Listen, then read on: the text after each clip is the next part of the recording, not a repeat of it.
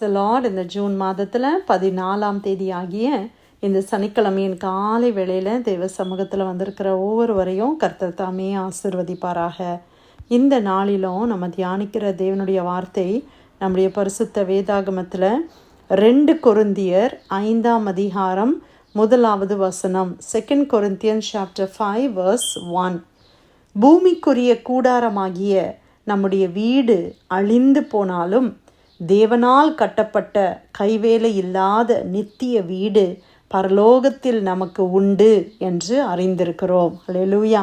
கர்த்தருடைய அருமையான இந்த வசனத்துக்காய் ஆண்டவரை நாம் ஸ்தோத்திரிக்கலாமா. பூமிக்குரிய கூடாரமாகிய வீடு, நம்முடைய வீட்டையும் நம்ம எடுத்துக்கொள்ளலாம், நம்மளுடைய சரீரத்தையும் வீடு என்று தான் வேதாகமத்தில் நம்ம வாசிக்கிறோம். ஸோ 2 விதமாக இந்த வசனத்தை நாம் எடுத்துக்கொள்ள முடியும். ஆனால் அப்போஸ்தலனாகிய பவுல் இந்த இடத்துல சொல்லுகிற காரியம் சொல்லும் பொழுது இது நம்முடைய டென்ட், நம்முடைய சரீரத்தை குறித்து அவர் சொல்லுகிறார். இந்த சரீரம், இந்த பூமிக்குரிய கூடாரம், இந்த கூடாரத்துக்குள்ளே தான் ஆவியும் இருக்குது, ஆத்மாவும் இருக்குது. அப்போ இந்த பூமிக்குரிய கூடாரம் அழிந்து போகும். ஒரு நாள் இந்த பூமிக்குரிய கூடாரம், இந்த சரீரமானது நம்ம வயது ஆக ஆக பல பலவீனங்கள் வருகிறது. அது ஒரு சூழ்நிலையில் அது செயல்பாட்டை நிறுத்தி விடுகிறது. அதுதான் இந்த சரீரத்தினுடைய செயல்பாடாய் காணப்படுகிறது. அதை நம்ம என்ன செய்கிறோம், கொண்டு போய் புதைக்கிறோம், எல்லாம் எரிக்கிறோம், அங்கே சிலர் அநேக காரியங்கள்.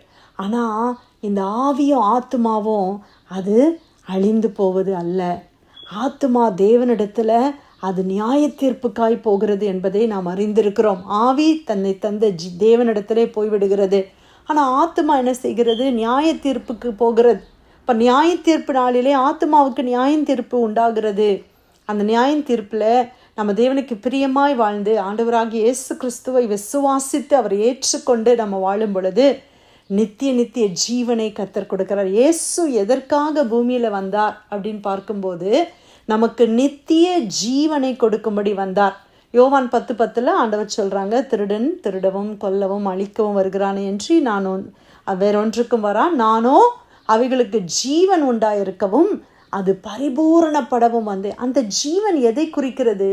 இந்த பூமிக்குரிய ஜீவன் அல்ல, நித்திய ஜீவன், இட்டர்னல் லைஃப் வித் காட். அப்போ இயேசுவை நான் விசுவாசிக்கும் போது எனக்கு உலக பிரகாரமான பூமிக்குரிய அநேக ஆசீர்வாதங்களை இயேசு கொடுக்கிறார், உண்மைதான். ஆனால் அதற்கெல்லாம் மேலே எனக்கு ஆண்டவர் நித்திய ஜீவனை கொடுக்கிறார். இந்த ஆத்மா நித்திய காலமாக தேவனோடு வாழுகிற ஒரு கிருபையை இயேசுவின் மூலம் நான் பெற்றுக்கொள்கிறேன். இல்லைனா என்ன ஆகும், நரகத்தில் என்னுடைய ஆத்மா தள்ளப்படுகிறது. இதுதான் சத்தியம். இதைத்தான் இந்த வேதம் நமக்கு கற்றுக் கொடுக்கிறது. அப்போ அப்போஸ்தலனாகிய பவுல் என்ன சொல்லுகிறார், பூமிக்குரிய கூடாரமாகிய நம்முடைய வீடு, இந்த சரீரம் அழிந்து போனாலும் தேவனால் கட்டப்பட்ட கைவேலை இல்லாத நித்திய வீடு பரலோகத்தில் நமக்கு உண்டு என்று அறிந்திருக்கிறோம். ஆமேன். பரலோகத்தில் நம்ம எல்லாருக்கும் என்ன இருக்குது, வீடு இருக்குது.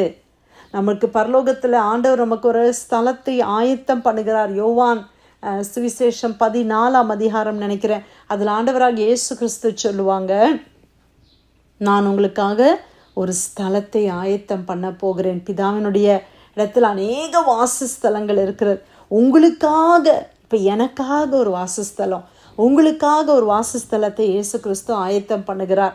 அதை ஆயத்தம் பண்ணின பின்பு நான் மறுபடியும் பூமியில் வந்து உங்களை என்னோடு இருக்கும்படி உங்களை கூட்டிகிட்டு போவேன் அப்படின்னு ஆண்டவர் வாக்கு கொடுத்துருக்கிறார். இவ்வளோ உண்மையான வார்த்தை. ஆண்டவருடைய பிரியமானவர்களை, கர்த்தருடைய வேதம் சொல்லுகிறது, நம்ம மரித்து போனாலும் ஆண்டவருடைய எக்காலம் தொனிக்கும் போது கிறிஸ்துவுக்குள் மரித்தவர்கள் முதலாவது என்ன செய்வாங்களாம், எழும்புவாங்களாம். அப்போ நம்ம உயிரோடு இருந்தால் நாமும் ஆண்டவரோடு கூட நம்ம எடுத்துக்கொள்ளப்படுகிறோம். இந்த சத்தியத்தை வேதம் நமக்கு கற்றுக் கொடுக்கிறது. பூமிக்குரிய கூடாரத்தை குறித்து நம்ம கவலைப்படுறதை விட்டுட்டு தேவன் நமக்கு கட்டுகிற வீடு அது பரலோகத்திலே உண்டு. அது கை வேலை இல்லாத, அங்கே மேஸ்திரியோ சுத்தியோ வச்சு கட்டப்படலை, அது கைகளினால் கட்டப்படாத ஒரு வீடு. அது மகிமையான வீடு, a glorious home in heaven. பரலோகத்தில் நமக்கு ஒரு வீடு ஆயத்தமாகி கொண்டிருக்கிறது. நம்ம இங்கே செய்கிற நற்கிரியைகள், தேவனுக்கு செய்கிற அநேக காரியங்கள் எல்லாம் வைத்து ஆண்டவர் என்ன செய்கிறாரு. அதனால தான் ஆண்டவர் சொன்னாங்க, பூமியில் உங்களுடைய பொக்கிஷங்கள் நீங்கள் சேர்த்து வைக்காதீங்க, இங்கே பூச்சியும் எல்லாம் அதை திருடும். திருடர்கள் கண்ணமிட்டு திருடுவார்கள். இன்றைக்கி நம்ம பூமியில் அநேக லேண்டை வாங்குகிறோம், வீடு கட்டுறோம், ஸ்டாக்ஸில் இன்வெஸ்ட் பண்ணுறோம், கோல்டில் இன்வெஸ்ட் பண்ணுறோம், பணத்தில் டாலர்ஸில் இன்வெஸ்ட் பண்ணுறோம், என்னென்னலாமோ இன்வெஸ்ட் பண்ணுறோம். ஆனால் இந்த இன்வெஸ்ட்மெண்ட் எல்லாம் நம்ம நினைக்கிறோம் ஃப்யூச்சருக்கு அது ஹெல்ப்ஃபுல்லாக இருக்கும், அதனுடைய வேல்யூ நல்லா இருக்கும். ஒருவேளை வேல்யூ கூடவும் செய்யலாம், குறையவும் செய்யலாம். அல்லேலூயா. இது டெம்பரரி. அதனால தான் இதுக்கு முந்தின வசனத்தை நீங்கள் வாசித்தீங்கன்னா இந்த 4ஆம் அதிகாரம் 18 காணப்படுகிறவைகள் அநித்தியமானவைகள், காணப்படாதவைகளோ நித்தியமானவைகள். நம்ம காண்கிறது எல்லாம் அநித்தியம், அது டெம்பரரி. இப்போ நம்ம பார்க்குற வீடு, பிக் பிக் ஸ்கை ஸ்கிரேப்பர்ஸ், நம்ம வைத்திருக்கிற கார், இது எல்லாமே அநித்தியமானவைகள், காணப்படாதவைகள். அப்போது ஆண்டவருடைய காரியங்கள்லாம் காணப்படாதவைகள். வேறு ஹெவனை நம்ம பார்த்ததில்ல, அநேக காரியங்களை நம்ம காணலை, ஆனால் அதெல்லாம் பர்மனெண்ட், இட்டர்னலாக இருக்குது. அதனால தான் ஆண்டவர் சொல்கிறாரு, தேவனால் கட்டப்பட்ட கை வேலை இல்லாத நித்திய வீடு நமக்கு எங்கே இருக்குது? பரலோகத்தில் உண்டு.